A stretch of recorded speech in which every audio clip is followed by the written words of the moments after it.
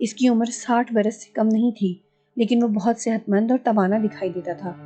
حلیے سے وہ مندر کا پروہت معلوم ہوتا تھا۔ اس نے شازیہ کی طرف دیکھا۔ کرشن نے جلدی سے ہاتھ باندھ کر اسے پرنام کیا۔ نمستے کرشن، یہ لڑکی کون ہے؟ اس نے پرنام کا جواب دے کر شازیہ کی طرف غور سے دیکھا۔ شازیہ سمجھ گئی کہ وہ بوڑھا سیتا کا باپ اور کرشن کا ماموں ہے۔ کرشن نے مختصراً شازیہ اور تنویر کے بارے میں اسے بتایا۔ اچھا، پھر تو یہ ہم سب کے مہمان ہوئے۔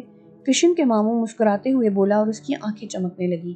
شازیہ کو اس کی آنکھوں سے خوف محسوس ہو رہا تھا۔ اس بوڑھے کی آنکھوں میں سرخی نمایاں تھی، بھووں اور پلکوں سے محروم اس کی آنکھوں میں عجیب سی درندگی محسوس ہوتی تھی۔ مغرب کی طرف جھکتے ہوئے سورج کی روشنی میں اس کا گنجا سر چمک رہا تھا، جبکہ سر کے ایک جانب بالوں کی لٹ ہوا سے لہرا رہی تھی۔ اس نے صرف ایک دھوتی باندھ رکھی تھی، توند قدرے نکلی ہوئی اور سینہ بالوں سے پاک تھا۔ گلے میں موٹے منکوں والا مالا اور کانوں میں بالے تھے۔ ان کی کوئی خاطر تواضع بھی کی ہے یا نہیں؟ بوڑھے پروہت نے شازیہ کی طرف دیکھتے ہوئے کرشن سے پوچھا۔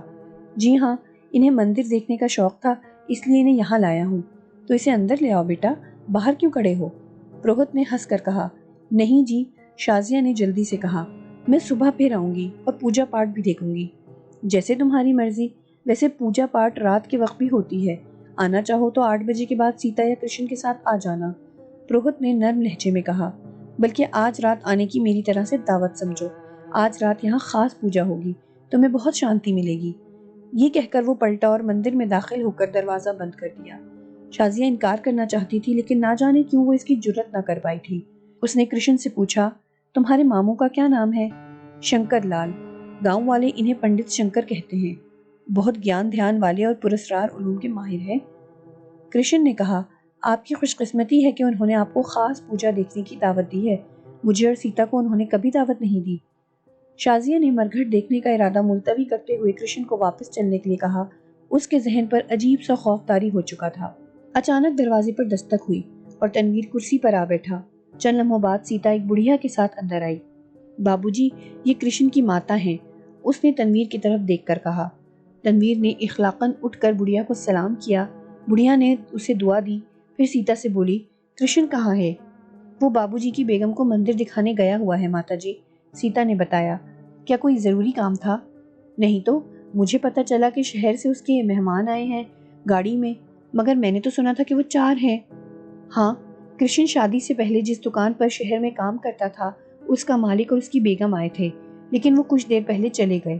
یہ بابو اور ان کی بیگم چند دن ہمارے مہمان رہیں گے۔ ان کی نئی نئی شادی ہوئی ہے اور انہیں گاؤں دیکھنے کا بہت شوق ہے۔ اچھا، میں سمجھ گئی، بڑھیا نے سر ہلایا۔ مہمانوں کی سیوا کرنے سے بھگوان خوش ہوتا ہے، کسی چیز کی ضرورت پڑے تو لے آنا۔ بہت بہتر ماتا جی، سیتا نے سر ہلا کر کہا۔ تنویر نے اس کے لہجے میں اکتاہٹ محسوس کی تھی، شاید اسے بڑھیا کی آمد ناگوار گزری تھی اور وہ اس سے جلد پیچھا چھڑانا چاہتی تھی۔ بیٹا، تم مندر دیکھنے نہیں گئے؟ اپنی بیگم کو اکیلا ہی کرشن کے ساتھ بھیج دیا؟ اچانک بڑھیا نے تنویر کو مخاطب کر لیا۔ تنویر نے دیکھا کہ اس کے سوال پر سیتا کے چہرے پر ناگواری کی شکنیں پیدا ہو گئی تھی۔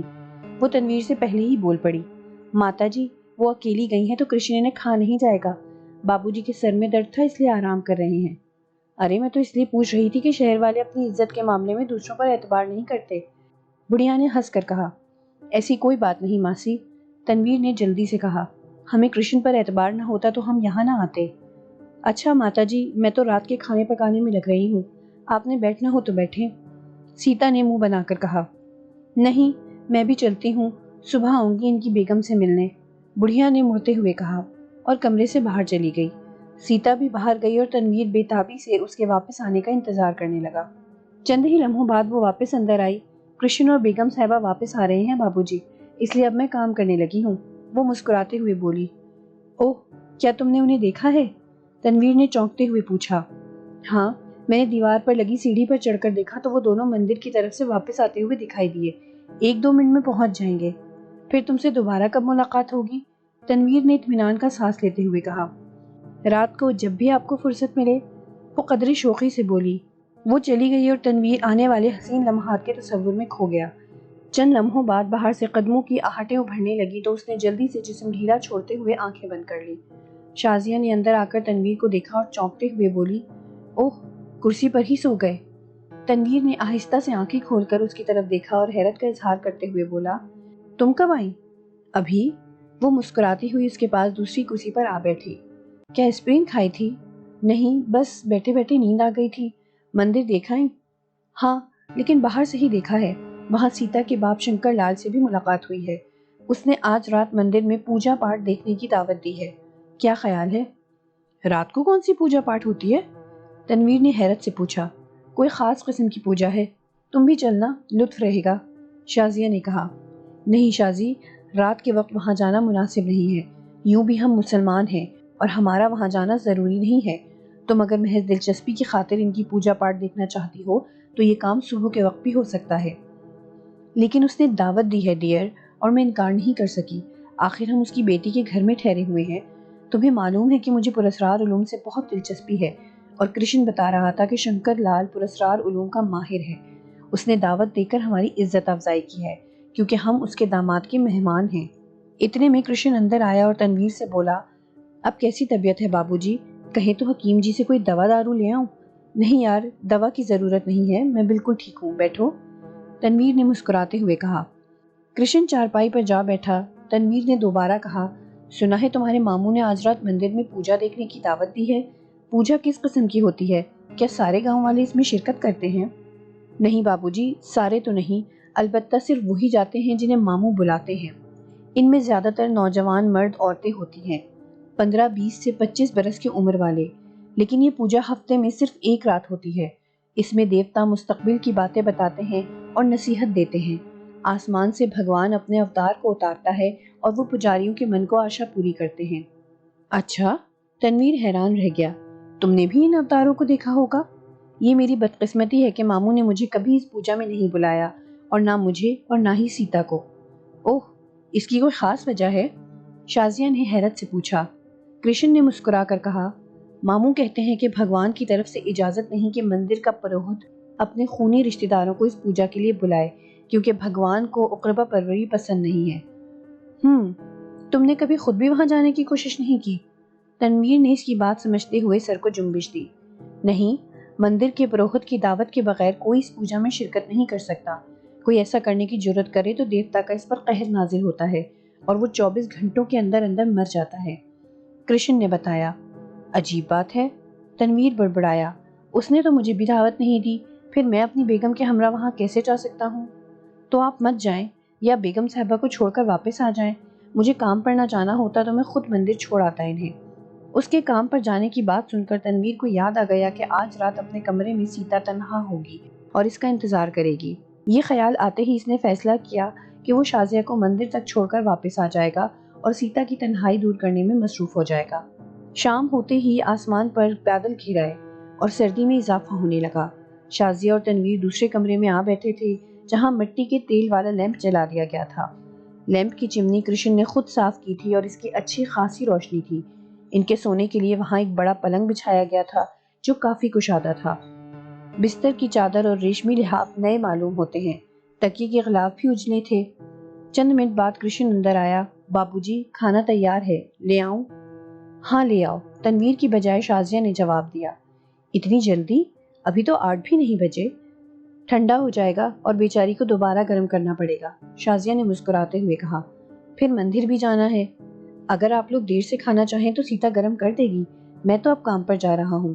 ٹھیک ہے، لے آؤ۔ صبح کس وقت آتے ہو؟ میں وہاں سے 7 بجے چل پڑتا ہوں، آدھے گھنٹے کا سفر ہے، دن کا اجالا پھیل چکا ہوتا ہے۔ یہ کہہ کر وہ باہر نکل گیا۔ چند لمحوں بعد وہ دوسرے کمرے سے میز اٹھا لایا اور پلنگ کے آگے رکھ دی۔ اتنے میں سیتا کھانا لے آئی۔ اس نے کنکھیوں سے تنویر کی طرف دیکھتے ہوئے میز پر کھانا سجایا اور چلی گئی۔ شازیہ کی وجہ سے تنویر نے اس کی طرف دیکھنے سے گریز کیا۔ کرشن پانی کا جگ اور گلاس میز پر رکھ کر چلا گیا اور وہ کھانا کھانے لگے۔ کھانے سے فارغ ہو کر شازیہ نے سیتا کو آواز دی۔ وہ آئی تو شازیہ نے کہا، یہ برتن لے جاؤ سیتا، کیا کرشن چلا گیا؟ ہاں بیگم صاحبہ، وہ کھانا کھا کر جا چکا ہے، وہ برتن سمیٹتے ہوئے بولی۔ چائے بناؤں آپ کے لیے؟ رہنے دو، ہم چائے کے عادی نہیں، صبح پئیں گے، شازیہ نے مسکرا کر کہا، اور وہ برتن لے کر چلی گئی۔ تھوڑی دیر بعد شازیہ نے تنویر سے کہا، اب چلنا چاہیے، 9 بجنے والے ہیں۔ تنویر نے گھڑی پر وقت دیکھا اور اٹھ گیا۔ شازیہ نے اپنی گرم شال کندھوں پر ڈالی اور تنویر کے ساتھ باہر آ گئی۔ ملحقہ کمروں کا دروازہ کھلا تھا۔ سیتا چارپائی پر لیٹی جاگ رہی تھی۔ شازیہ نے دروازے پر رک کر کہا، سیتا، ہم مندر جا رہے ہیں، باہر کا دروازہ بند کر لو۔ اچھا بیگم صاحبہ، وہ اٹھتے ہوئے بولی، کیا بابو جی بھی مندر میں جائیں گے؟ نہیں، یہ باہر رہیں گے، پوجا ختم ہونے پر ہم دونوں۔ مگر پوجا تو 2-3 گھنٹے جاری رہے گی بیگم صاحبہ، سیتا نے اس کی بات قطع کرتے ہوئے کہا۔ تو پھر یہ مجھے وہاں پہنچا کر واپس آ جائیں گے؟ شازیہ نے سوچتے ہوئے کہا، میں دوسرے لوگوں کے ہمراہ آ جاؤں گی۔ نہیں شازی، یہ کیسے ہو سکتا ہے؟ 3 گھنٹے کی تو بات ہے، میں مندر کے باہر تمہارا انتظار کروں گا، تنویر نے جلدی سے کہا۔ مجھے بھی تم سے یہی توقع ہے ڈیئر، شازیہ نے دروازے کی طرف بڑھتے ہوئے مسکرا کر کہا۔ کرشن کے گھر سے نکل کر وہ مندر کی طرف روانہ ہوئے تو بادلوں کی اوٹ سے 14ویں شب کا چاند نکل آیا تھا۔ وہ آبادی سے نکلے تو چند افراد مندر کی طرف جاتے ہوئے دکھائی دیے۔ چند لمحوں بعد چاند پھر بادلوں میں چھپ گیا، لیکن اندھیرا گیا نہیں تھا۔ تنویر، سردی کافی ہے، شازیہ نے اپنی شال اچھی طرح لپیٹتے ہوئے کہا۔ یوں کرنا کہ تم مجھے وہاں چھوڑ کر واپس آ جانا، پھر 2-2.5 گھنٹے بعد مجھے لینے آ جانا، اتنی سردی میں وہاں کھڑے رہنا درست نہیں۔ ٹھیک ہے، اگر تمہاری خواہش ہے تو یوں ہی صحیح، میں تو حکم کا غلام ہوں۔ دونوں مندر کے سامنے جب پہنچے تو مندر کا دروازہ کھلا ہوا تھا۔ شازیہ تنویر کو خدا حافظ کر کے مندر میں چلی گئی۔